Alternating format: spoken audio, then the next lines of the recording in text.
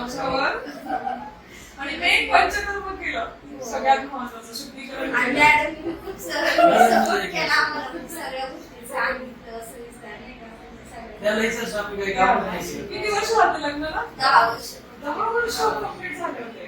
काय केलं 10 वर्षात? 10 वर्ष पूर्ण आले केलं आम्ही आणि 3 दिवस मिस केले झाले माझे आणि ट्रीटमेंट भरपूर वेळेस घेतली पण एवढ्या लवकर रिझल्ट पुढेच नाही लागला मला 4 महिन्यात नाही का इथंच लागला पूर्ण आयुर्वेदिकला सांगायचं.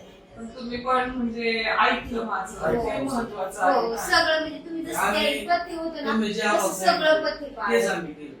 याच्यावर आम्ही दुसऱ्या गोष्टी कोणी पथ्य केल्या पण नाही. खूप दरवेळेस मला म्हणायचे की मी पथ्य खूप कडक पाळलं. आहे, सांगते. आणि आम्ही आम्हाला तुला पत्ते पाळले एवढं पाळलं ना त्यामुळे स्वामी मी धंदे दुसरं नाही केले.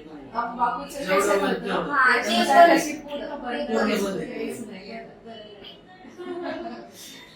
परत एकदा खूप खूप अभिनंदन दादा.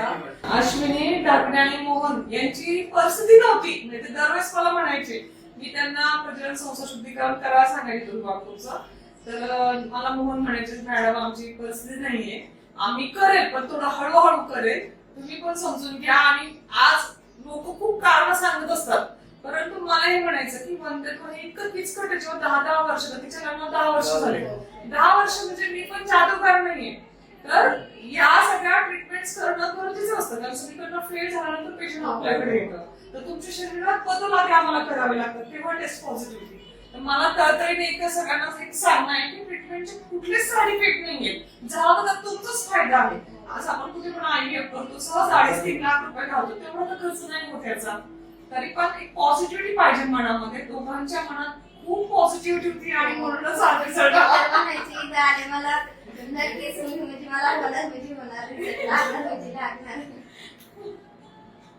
परत एक अभिनंदन. आणि मी तो तुमचं